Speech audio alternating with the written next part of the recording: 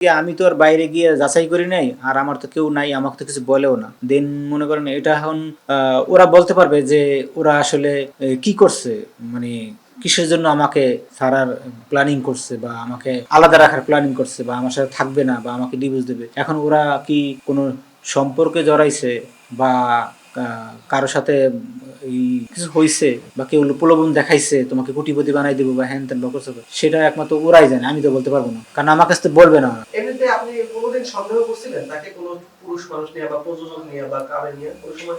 না, কোনো শুটিং এর কোনো মানুষকে নিয়ে আমি কখনো সন্দেহ করি নাই, আর শুটিং এর মানুষ ওর সাথে জড়িতও না। আমি যেটা জানি, আমি জানি যে ওর সাথে জড়িত হইতে পারে, ওর হয়তো কোনো ক্লোজ ফ্রেন্ড হইতে পারে, বা যে ওরে সব যে যে বুদ্ধি দিয়েছে যে না তুমি এমন এমন করো, সে হইতে পারে হয়তো।